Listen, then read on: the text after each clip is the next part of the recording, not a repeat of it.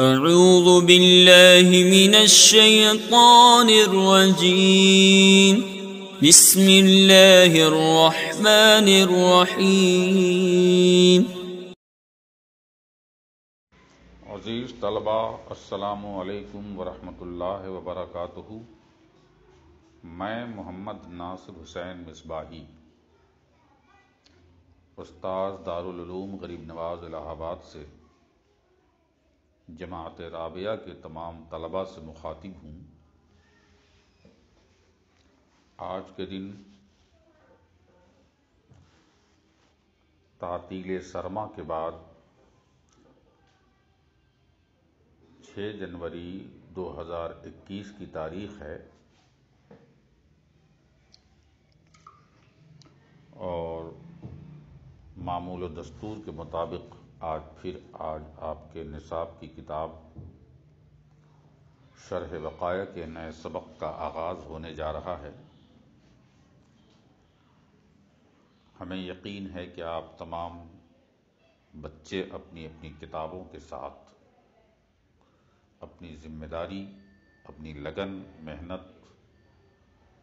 اور اپنا نشان قائم کرتے ہوئے اپنی کتابیں لے کر حاضر ہوں گے۔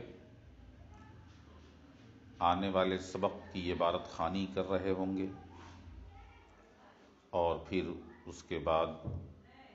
سبق کے ترجمے، مطالب، تشریحات اور ما لہ ما علیہ کو بغور سماعت کر کے ان کی بالالتزام تکرار کریں گے، ان کا اعادہ کرتے رہیں گے تاکہ آپ کے تعلیم و تعلم کی مشق و مزاولت جاری رہے اور اس کی افادیت اور استفادیت کہیں سے مجروح نہ ہونے پائے۔ ابھی تک جو آپ نے پڑھا تھا سبق، وہ آپ کو یاد ہوگا کہ وہ سبق تھا جس میں آپ نے پڑھا تھا کہ احکام البیر سے متعلق اور پھر ان جانوروں کے جوٹے سے متعلق صفحہ نمبر تھا آپ کا 92 یعنی 92۔ کتاب الطہارت کا احکام البیر یا احکام السور سے متعلق ہے، جو ابھی تک آپ نے پڑھا ہے، جس میں کہا گیا تھا کہ آدمی کا جوٹا، گھوڑے کا جوٹا اور ہر اس جانور کا جوٹا جو ماکول اللحم میں آتا ہے پاک ہوتا ہے، اور یہ بھی پڑھا تھا کہ کتے کا جوٹا، خنزیر کا اور درندہ صفت جانوروں کا، ان سب کا جوٹا ناپاک ہوتا ہے، جبکہ بلی کا اور پاموز مرغیوں کا جوٹا کے بارے میں ہے نا، اور گھر میں رہنے والے جانوروں کے بارے میں مثلا چوہا وغیرہ کے بارے میں، ان کے جوٹے کے بارے میں حکماً مکروہ مانا گیا تھا۔ آج بات آگے بڑھتی ہے تو مصنف فرماتے ہیں والحمار والبغل مشکوک یتوضأ بہ ویتیمم، اے یتوضأ بالمشکوک ثم یتیمم الا فی المکروہ، یتوضأ بہ فقط ان عدم غیرہ والعرق معتبر بالسور او کما قال۔ تو بلی اور گھر میں رہنے والے جانوروں کے جوٹے تو مکروہ ہوتے ہیں، لیکن والحمار، خچر کا جوٹا،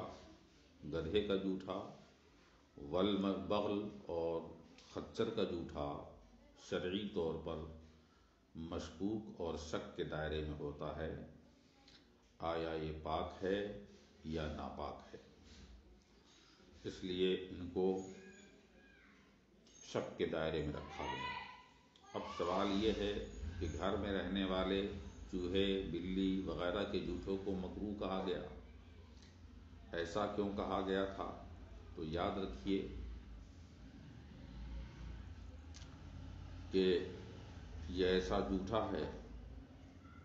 کہ یہ مکروہ ہے، اور ایسے جھوٹے پانی سے وضو کیا جا سکتا ہے کراہت کے ساتھ۔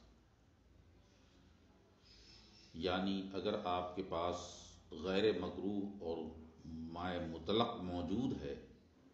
پھر بھی اگر اس مکروہ پانی سے بلی اور چوہے وغیرہ کے جوٹوں کے پانی سے وضو کرنا چاہتے ہیں تو آپ وضو کر سکتے ہیں کراہت کے ساتھ۔ اور اگر کوئی دوسرا پانی موجود نہیں ہے، مائع مطلق موجود نہیں ہے، مائع طاہر موجود نہیں ہے، بلکہ یہ جھوٹا پانی موجود ہے بلی کا اور چوہے کا اور گھر میں رہنے والے جانوروں کا جیسے مرغی وغیرہ کا، تو کہتے ہیں کہ صاحب بلا کراہت اس سے پھر وضو کرنا جائز ہوگا۔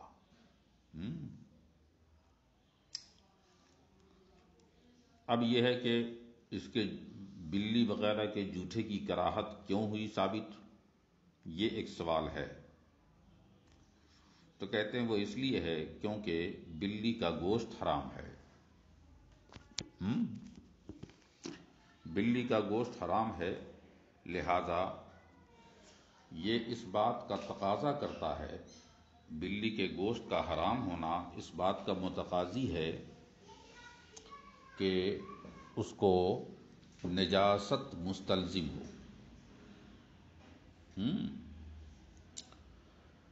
لازمی طور پر اس کا نجس ہونا ثابت ہے،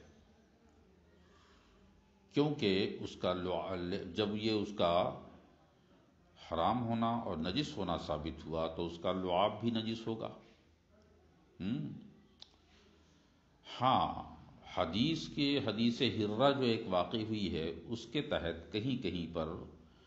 یہ کراہت کا حکم ساقط ہو جاتا ہے اور ضرورت کی بنیاد پر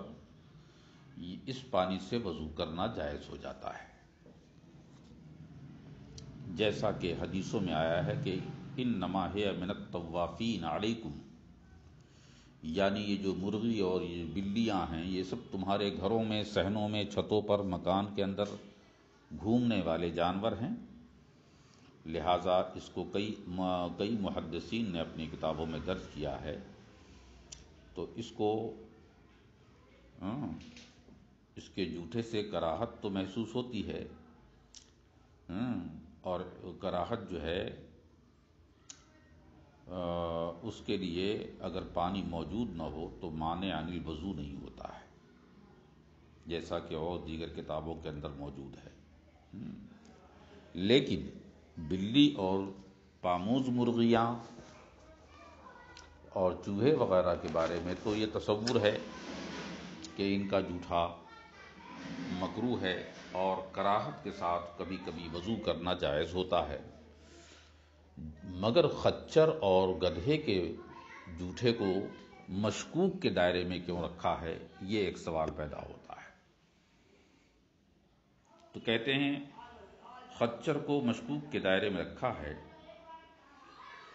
کہتے ہیں اس کے پاک اور ناپاک ہونے میں شک ہے، کیونکہ سوال یہاں پر یہ ہے کہ خود اگر خچر اس پانی کو پی لے یا گدھا پانی کو پی لے تو وہ پانی پاک ہے یا نہیں، اس میں اختلاف ہے، اس میں شک ہے، یا اس بات میں شک ہے کہ وہ مطہر ہے کہ نہیں۔ تو کہتے ہیں کہ پاک ہے یا نہیں ہے اس میں نہیں ہے شک، اس میں نہیں ہے شک، اس بات میں ہے کہ آپ نے اگر اس سے وضو کیا تو وہ پاک کرنے والا ہے کہ نہیں، اس بارے میں شک ہے۔ بعض محدثین اسی کو اصح قرار دیتے ہیں، جیسا کہ ہدایہ وغیرہ میں بتایا۔ کہا کیوں بھائی؟ کہا کہ بھائی اس سے وضو کریے اور وضو کرنے کے بعد پھر تیمم کیجئے۔ تو اس کے بارے میں فرماتے ہیں کہ ضرورت چونکہ اثر رکھتی ہے نجاست کو ساقط کرنے میں، جیسا کہ بلی کے اندر ہے کہ بلی کا جوٹھا موجود ہے اور دوسرا کوئی پاک پانی موجود ہے تو آپ کراہت کے ساتھ اس بلی کے جوٹھے سے آپ وضو کر سکتے ہیں، لیکن اگر وہ مائع مطلق موجود نہیں ہے اور بلی کا جوٹھا موجود ہے تو کراہت کے ساتھ نہیں، بلا کراہت آپ اس کو جو ہے استعمال کر کے وضو کر سکتے ہیں۔ بالکل یہی تاثیر جو ہے خچر اور گدھے کے جوٹھے سے متعلق ہے کہ اس میں بھی وہی ضرورت کی تاثیر موجود ہے، اور ضرورت کی تاثیر کے تحت جو ہے یہاں پر بھی وضو کرنا اس کو کبھی کراہت کے ساتھ اور کبھی بلا کراہت جائز ہونا چاہیے۔ تو اب کہتے ہیں کہ شک جو ہے اس بارے میں نہیں ہے کہ وہ پاک ہے، شک اس بارے میں ہے کہ پاک کرنے والا ہے یا نہیں۔ اور شک اس بارے میں کیوں ہے؟ کہا اس کی وجہ یہ ہے کہ ضرورت کا اثر ہوتا ہے ہمیشہ ہی نجاست کے ساقط کرنے میں، جیسا کہ بلی کے اندر ہے، اور وہی بات خچر اور گدھے کے اندر بھی پائی جا رہی ہے، کیونکہ یہ خچر اور گدھے جو ہوتے ہیں یہ بھی گھر کے اندر گھومتے پھرتے ہیں اور صحنوں میں اور آنگن میں گھوما کرتے ہیں، آپ پانی جو ہے برتنوں سے پیتے ہیں۔ ہاں یہ ضرور ہے کہ گھر میں رہنے والے جانور جیسے بلی اور چوہے اور مرغیاں ہیں، ان سے وہ زیادہ قریب ہیں، لیکن نجاست کا حکم جو اس کے اندر ہے، اس کے جوٹھے کے ناپاک ہونے کا جو حکم ہے، اور یہ ضرورت کے تحت کبھی ساقط ہو جاتی ہے جیسا کہ بلی کے اندر ہے، تو اسی طرح یہاں پر بھی ساقط ہو جائے گی ضرورت کے تحت، اور خچر اور مشکوک کے پانی سے آپ وضو کر سکتے ہیں کراہت کے ساتھ اور بلا کراہت بھی، الگ سے وضو کرنے کی ہے نا ضرورت نہیں ہے۔ غرض کے یہ فرماتے ہیں کہ والحمار والبغل مشکوک، اور حمار اور یعنی کہ گدھا اور خچر کا جوٹھا مشکوک ہوتا ہے، لہذا یتوضؤ و یتیمم، پہلے وضو کریں گے، کیونکہ وضو افضل ہے اس لیے پہلے وضو کریں گے، پہلے تیمم نہیں کریں گے، پہلے وضو کریں گے آپ، ہے نا، اس پانی سے جس کو خچر نے پی لیا ہے، اس کے بعد پھر تیمم کر لیں گے، پہلے وضو کر لیں گے پھر اس کے بعد تیمم کر لیں گے تاکہ شک کا معاملہ ختم ہو جائے۔ اب سوال یہ ہے کہ کیا پہلے تیمم نہیں کیا جا سکتا؟ پہلے یہ توضؤ کیوں کہا؟ پہلے یہ تیمم بھی کہہ سکتے تھے، بعد میں یہ توضؤ کہتے، تو کہا نہیں صاحب، یہ توضؤ میں اس لیے کہا کیونکہ وضو کرنا افضل ہے، لہذا اگر بجائے وضو کرنے کے پہلے تیمم بھی کر لے تو یہ عدم جواز نہیں بلکہ یہ جواز کو ثابت کرتا ہے، کوئی حرج نہیں ہے، لیکن افضل یہ ہے کہ پہلے وضو کرے اسی مشکوک پانی سے اور اس کے بعد پھر تیمم کر لے۔ اے یتوضؤ بالمشکوک، مشکوک پانی سے وضو کرے گا، اور اس کے بعد جو ہے ثم یتیمم، پھر اس کے بعد تیمم کرے گا، الا فی المکروہ، سوائے مائع مکروہ میں، جس کو بلی نے، پاموز مرغیوں نے یا چوہوں نے پی لیا ہو، تو ان پانی کے علاوہ میں، کہ ان پانی کو اس میں شامل نہیں کیا جائے گا۔ اگر چوہا نے پی لیا، بلی نے پی لیا، پاموز مرغیوں نے پی لیا، تو اس پانی سے اگر آپ وضو کر رہے ہیں تو صرف وضو ہی کافی ہوگا، بجائے اس کے کہ آپ وضو کرنے کے بعد پھر تیمم کریں، ہے نا، کیونکہ یہ مائع مشکوک اور مکروہ میں تھوڑے سے کا فرق ہے۔ اب وہ ہے کیا ہے کہ مائع مکروہ جو ہے وہ ادون ہے اور قریب تر ہے، وہ جانور انسانی رہائش گاہ سے، اس کی طہارت مشکوک نہیں ہے، جبکہ یہ جانور ادون نہیں ہے، اس لیے ان کی طہارت ابھی مشکوک ہے، لہذا خچر وغیرہ کی طہارت میں آپ کو جو ہے یہ وضو کے ساتھ ساتھ تیمم بھی کرنا پڑے گا۔ باقی بحث انشاءاللہ اگلے۔ السلام علیکم ورحمۃ اللہ وبرکاتہ۔ میں محمد ناصر حسین مصباحی استاذ دارالعلوم غریب نواز الہ آباد سے جماعت رابعہ کے تمام طلباء سے مخاطب ہوں۔ آج کے دن 7 جنوری 2021 کی تاریخ ہے۔ معمول و دستور کے مطابق آج پھر آپ کے نصاب کی کتاب شرح بقایا کے نئے سبق کا آغاز ہونے جا رہا ہے۔ اس لیے مجھے آپ تمام طلباء پر پورا یقین ہے، پورا بھروسہ ہے کہ آپ سبھی بچے اپنی اپنی ذمہ داری کے تحت اپنی محنت و لگن، ذوق و شوق کے ساتھ اپنی اپنی کتابیں لے کر حاضر و موجود ہوں گے۔ آنے والے سبق کی عبارت خوانی کر رہے ہوں گے اور پھر اس سبق کے ترجمے، مطالب، تشریحات اور ما لہ ما علیہ کو بغور سماعت کر کے ان کا اعادہ و تکرار بھی جاری رکھیں گے۔ ابھی آج سے پہلے آپ نے پڑھا تھا کہ مائے نجس کون ہے، سور نجس کون ہے اور سور نجس کون ہے، سور طاہر کون ہے، اور یہ کہ سور مکروہ کون ہے۔ مکروہ جھوٹا، پاک جھوٹا، نجس جھوٹا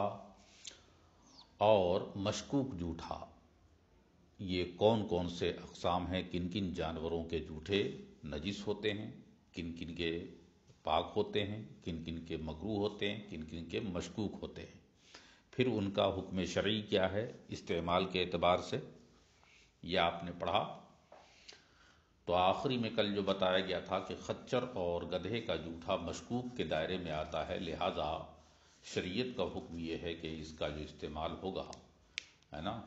جب بھی استعمال کرنا ہوگا، اگر پانی موجود نہیں ہے اور اگر ہے یہ مائع مشکوک موجود ہے نا، تو آپ مائع مشکوک سے وضو کر سکتے ہیں۔ پہلے وضو کریں اور اس کے بعد تیمم کر لیں، کیونکہ مائع مشکوک ہے لہذا تیمم کر لینا ضروری ہے۔ لیکن ایسا مائع مکروہ میں نہیں ہے، یعنی وہ پانی جو جن کا جھوٹا پاک ہو، جس کا جو مکروہ جھوٹے والا ہو، اس میں ایسا نہیں ہے کہ آپ پہلے وضو کریں تب اس کے بعد تیمم بھی کر لیں، ایسا نہیں ہے۔ اگر پانی موجود نہیں ہے، اگر پانی موجود ہے تو صرف آپ مائع مکروہ سے وضو کر سکتے ہیں، اور اگر مشکوک پانی ہے تو اس سے آپ وضو بھی کریے اور تیمم بھی کریے، یہ ضروری ہے۔ یہاں تک بات ختم ہو گئی تھی۔ اب اس کے بعد یہ فرمایا کہ والعرق معتبر بالسور لأن السور مخلوط باللعاب وحکم اللعاب والعرق واحد لأن كل منهما متولد من اللحم۔ یہاں سے بات پسینے کی اور جو انسان کی گرمی کے وقت مسامات اور نسوں سے، ہے نا، رطوبتیں خارج ہوتی ہیں، ان کو ہم عرق کہا کرتے ہیں، پسینہ کہا کرتے ہیں۔ تو اب جن جانوروں کے جھوٹے ناپاک ہیں یا پاک ہیں یا مکروہ ہیں یا مشکوک ہیں، تو ان کے پسینوں کا کیا معاملہ ہے اور کیا حقیقت ہے اور کیا ان کا حکم ہے، یہ ہمیں جاننا ہے۔ تو فرماتے ہیں کہ والعرق معتبر بالسور، پسینے کے اعتبار بالکل جھوٹوں کے اعتبار کے مطابق ہی ہوگا، یعنی جو حکم جھوٹوں کا تھا وہی حکم پسینے کا بھی ہوگا۔ فرماتے ہیں کہ ایسا کیوں ہے کہ پسینے کا اعتبار کا قیاس جھوٹوں پر ہو رہا ہے، اور ہر وہ جانور جس کا جھوٹا پاک ہوگا تو اس کا پسینہ بھی پاک ہوگا، جیسے گھوڑا ہے، اور ہر وہ جانور جس کا جوٹھا ناپاک ہوگا تو اس کا پسینہ بھی ناپاک ہوگا، اور ہر وہ جانور جس کا جوٹھا مکروہ ہوگا اس کا پسینہ بھی مکروہ ہوگا، ہے نا؟ تو فرماتے ہیں اس کا اعتبار اس لیے ہے کہ فرماتے خود ہی ہیں لأن السور مخلوط باللعاب، جوٹھا جو ہے وہ ملا ہوتا ہے لعاب کے ساتھ، جوٹھا جو ہے لعاب کے ساتھ ملا ہوتا ہے،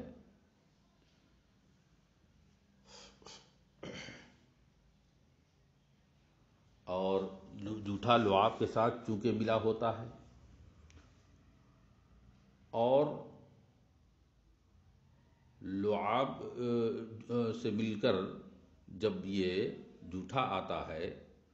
تو لعاب کا حکم اور پسینے کا حکم کیا ہوتا ہے؟ ایک ہوتا ہے، وحکم اللعاب والعرق واحد، لعاب اور پسینے کا حکم جو ہے ایک ہی ہوتا ہے، لہذا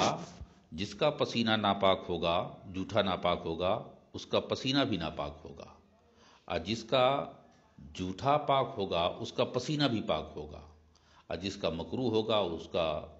پسینہ بھی مکروہ ہوگا، اس طرح سے سب کا. یعنی حاصل بحث یہ ہے کہ جوٹھے کی نجاست یا کراہت یا طہارت،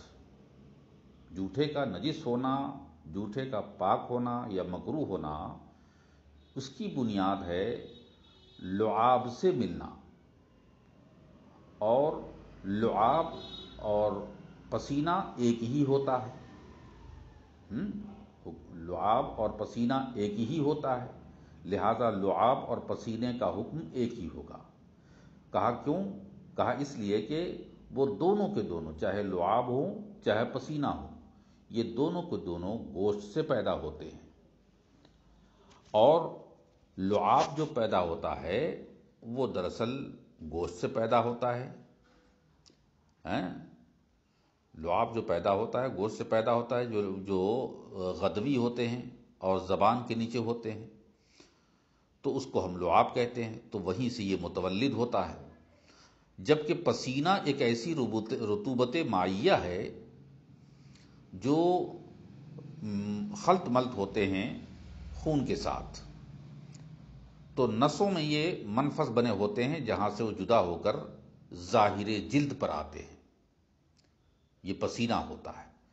تو کل ملا کر مال و انجام یہ ہے کہ جوٹھا اور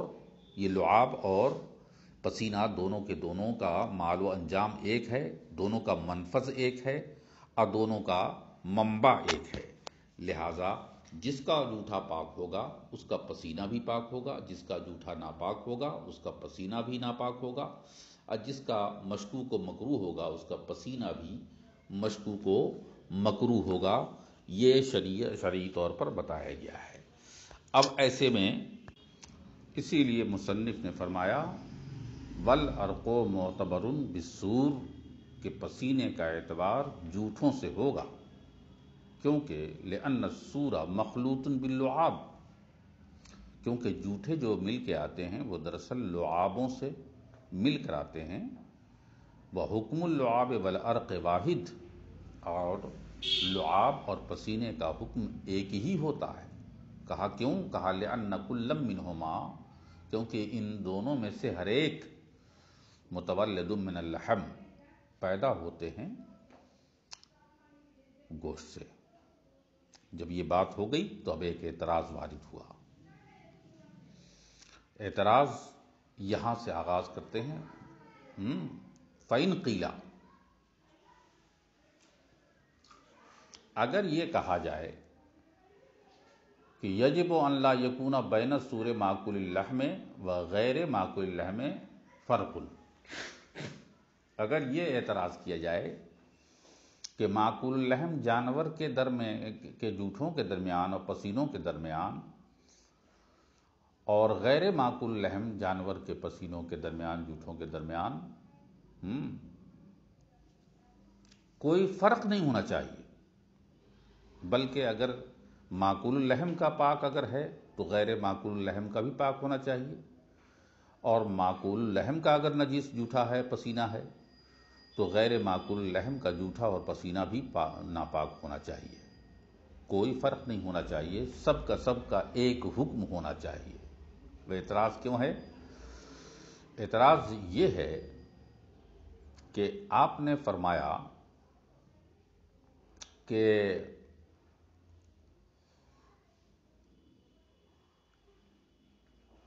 مان لیجئے کہ آپ نے کہا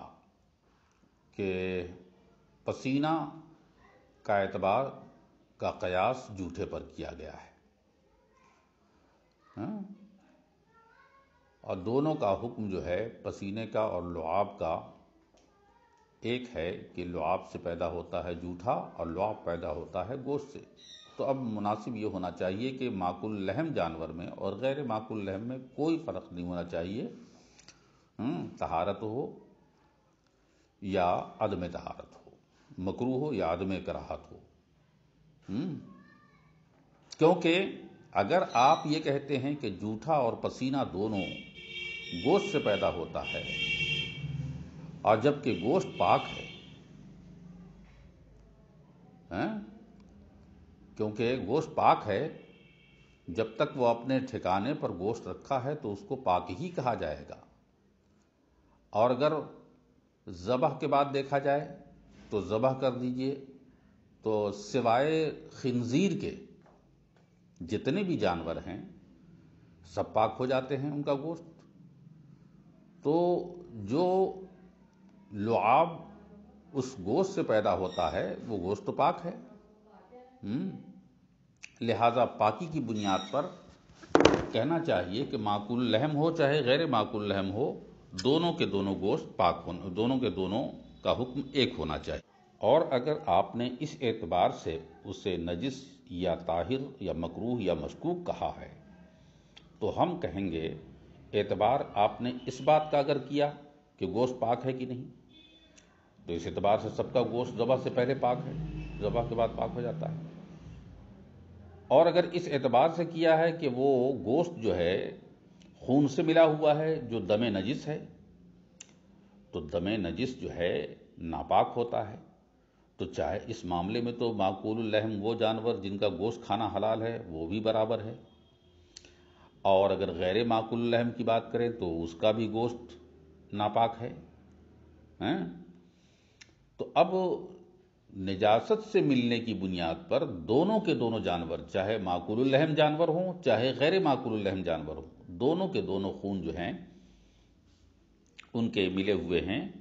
دم نجس کے، دونوں کے گوشت ملے ہوئے ہیں دم نجس کے ساتھ۔ تو دونوں کا گوشت جب دم نجس کے ساتھ ملا ہوا ہے تو اب یہاں پر نتیجہ نکلتا ہے کہ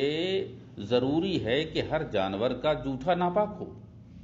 کیونکہ آپ نے گوشت کا دم مسفوح سے ملنے کی بنیاد پر یہ کہا ہے کہ یہ ناپاک ہے، خون دم مسفوح ناپاک ہے، تو چاہے وہ جانور جیسے بکری ہو اس میں بھی دم نجس ہے، چاہے کتا ہو اس میں بھی دم نجس ہے، اس کے اندر بھی ہے، تو دونوں کا دم ناپاک ہونے کے بنیاد پر وہ اپنے گوشت سے ملا ہوا ہے اور اس سے لعاب اور پسینہ بن کے باہر آ رہا ہے، تو دونوں کا ناپاک ہونا چاہیے۔ یہ اعتراض کیا گیا ہے جس کا جواب انشاءاللہ اگلے سبق میں دیا جائے گا۔ عزیز طلباء، السلام علیکم ورحمۃ اللہ وبرکاتہ۔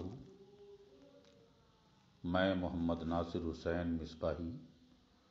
استاد دارالعلوم غریب نواز الہ آباد سے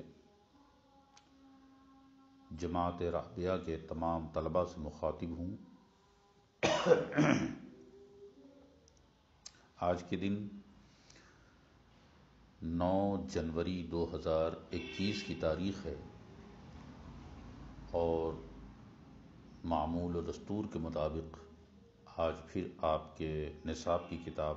شرح بقایا کے نئے سبق کی شروعات ہونے جا رہی ہے۔ آپ کو اپنی ہدایت کے مطابق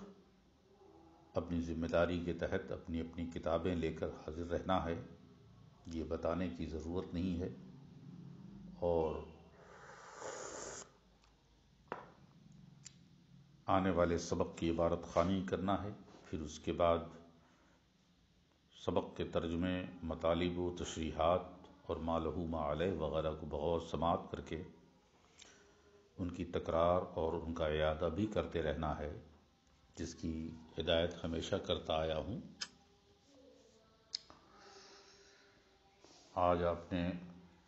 آج سے پہلے کل آپ نے جو سبق پڑھا ہے وہ آپ کو یاد ہوگا کہ جانور کا جوٹھا، اس کا پسینہ کون سا پاک، کس جانور کا پاک ہے، کس جانور کا ناپاک ہے، کس جانور کا مکروہ ہے، کس جانور کا مشکوک ہے، یہ سب آپ نے کل پڑھا۔ اور یہ بھی پڑھا آپ نے کہ مشکوک جانور میں جو ہے گدھا، خچر، اس کا ذکر ہوا مشکوک جوٹھے کے بارے میں۔ پھر اس کے بعد یہ ہوا کہ بتایا گیا کہ بھئی جس کا جوٹھا ناپاک ہوگا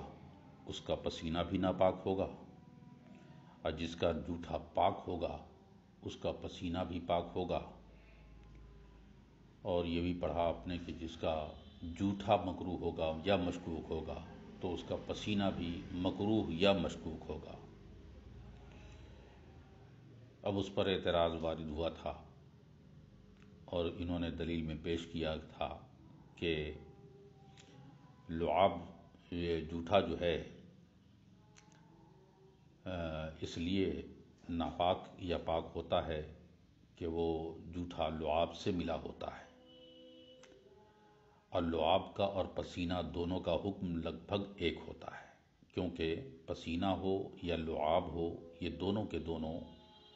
گوشت سے ہی پیدا ہوتے ہیں، لہذا گوشت جیسا ہوگا ویسا پسینہ اور اس کا جوٹھا ہوگا۔ اس پر اعتراض کیا گیا تھا جس کا ذکر میں نے اس سے پہلے کیا تھا، آج اس کا ترجمہ ہوگا، اس کی وضاحت ہوگی۔ فرماتے ہیں کہ والعرق معتبر بالسور، پسینے کا اعتبار جوٹھوں کی بنیاد پر ہوگا کہ لأن السور مخلوط باللعاب، کیونکہ جوٹھا ملا ہوتا ہے لعاب سے، تھوک سے، وحکم اللعاب والعرق واحد، اور لعاب و پسینے کا حکم ایک ہی ہوتا ہے، لأن كل منهما متولد من اللحم، کیونکہ دونوں کے دونوں پیدا ہوتے ہیں گوشت سے۔ تو اب اس پر اعتراض فرماتے ہیں فَإِن قِيلَ، اگر یہ اعتراض کیا جائے اس بات پر جو آپ نے کہا کہ جس کا جوٹھا ناپاک ہوگا پسینہ بھی ناپاک ہوگا، جن کا جوٹھا پاک ہوگا پسینہ بھی پاک ہوگا، یا مکروہ یا مشکوک ہوگا، ہم کہیں گے اس پر ہمیں اعتراض یہ ہے کہ سب کا جوٹھا ایک برابر ناپاک ہی ہونا چاہیے۔ اعتراض یہ کیا گیا فَإِن قِيلَ، اگر یہ اعتراض کیا جائے ان دونوں کے جوٹھوں میں کوئی فرق نہ ہو، یعنی چاہے وہ جانور جو شرعی طور پر کھانے کے لائق ہو جیسے بکری ہے، وہ جانور کھانے کے لائق ہو، شرعی طور پر حکماً جائز ہو، جیسے جسے معقول اللحم کہتے ہیں، گائے، بکری، بھینس، بیل وغیرہ وغیرہ یہ جانور ہیں، تو فَإِن قِيلَ يَجِبُ أَن لَا يَكُونَ بَيْنَ السُّورِ مَأْكُولُ اللَّحْمِ، تو یہ اعتراض کیا جائے کہ اگر معقول اللحم جانور کے درمیان و غیر معقول اللحم اور غیر معقول اللحم جانور کے درمیان، مثلا جیسے کتا ہے یا درندہ صفت اور بھی بہت سارے جانور ہیں، شیر ہے، چیتا ہے، بلی وغیرہ ہے، ان تمام جانوروں کے گوشت اور جوٹھے اور پسینے کے درمیان کوئی فرق نہیں ہونا چاہیے۔ یجب ان لا یکون بین السور معقول اللحم و غیر معقول اللحم فرق، کہا فرق کیوں نہیں ہونا چاہیے؟ کہا اس لیے کہ لأن، کیونکہ اگر آپ اعتبار کرتے ہیں گوشت کا کہ گوشت سے پیدا ہوتا ہے پسینہ یا گوشت سے پیدا ہوتا ہے لعاب، ہے نا، تو ہم کہیں گے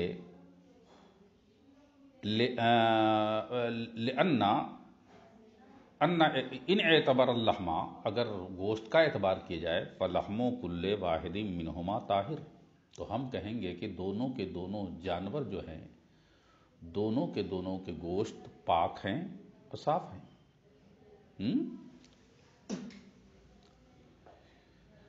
بھئی چاہے وہ بکری ہو چاہے وہ کتا ہو، دونوں کے گوشت پاک ہیں۔ الا تری ان غیر ماکول اللحم اذا لم یکن نجس العین، کیا آپ نہیں جانتے، آپ نہیں دیکھتے کہ وہ جانور جو غیر ماکول اللحم ہو، یعنی شرعاً جن کا گوشت کھانا جائز نہ ہو، طرح حالے کہ وہ نجس العین نہ ہو، اذا لم یکن نجس العین، وہ جانور نجس العین نہ ہو، یعنی سوائے نجس العین مثلا مسٹر خنزیر کے، یعنی مسٹر خنزیر کے علاوہ اور بھی جو جانور ہیں جو غیر معقول اللحم میں آتے ہیں، جن کا کھانا جائز شرعاً نہیں ہوتا، وہ غیر معقول اللحم ہیں۔ الا تری، آپ نہیں دیکھتے کہ جانور جو غیر معقول اللحم اذا ذکیا، جب اسے ذبح کر دیے جائے تو یکون لحمہ طاہر، تو اس کا گوشت پاک ہو جاتا ہے۔ کیوں پاک ہو جاتا ہے؟ کیونکہ اس کا گوشت نجاستوں سے، گندگیوں سے پاک و صاف اور دور ہو جاتا ہے نا۔ اذا لم یکن نجس العین، جب وہ نجس العین نہ ہو تو وہ اس کا گوشت پاک ہو جاتا ہے۔ تو جب پاک ہو گیا غیر معقول اللحم کا گوشت، تو جو جس حالت میں گوشت اندر پڑا ہوا ہے اس کو تو پاکی ہی کا حکم دیا جائے گا۔ جو غیر معقول اللحم جانور کے اندر اپنی جگہ پر جو گوشت ٹکا ہوا ہے، تو ہر ایک کا گوشت وہاں پاک ہے، جب تک کہ اپنے معدن کے اندر موجود ہے، وہ اس کو تو طاہر کا حکم دیا جائے گا، پاک اور صاف ہونے کا حکم دیا جائے گا، اگرچہ وہ نجاست سے ملا ہوا ہے، لیکن گوشت تو پاک ہے نا۔ تو اب تو سب کا جھوٹا پاک ہونا چاہیے، چاہے وہ معقول اللحم جانور ہو چاہے غیر معقول اللحم جانور، جبکہ آپ نے کہا کتے کا جھوٹا جو ہے ناپاک ہے، اور کیا کہتے ہیں کہ بلی اور کیا کہتے ہیں اور جانور بکری اور بیل اور گدھا، بیل اور گائے وغیرہ کا جھوٹا جو ہے پاک ہے، یہ آپ نے کہا ہے۔ ہم تو کہتے دونوں کا پاک ہونا چاہیے، دونوں کا ناپاک ہونا چاہیے یا پاک ہونا چاہیے۔ تو یہ اعتراض کی بنیاد ڈالی انہوں نے۔ یہ کب اعتبار کیا؟ جب آپ نے اعتبار کیا کہ اس کے گوشت سے لعاب اور جوٹھا پیدا ہوتا ہے۔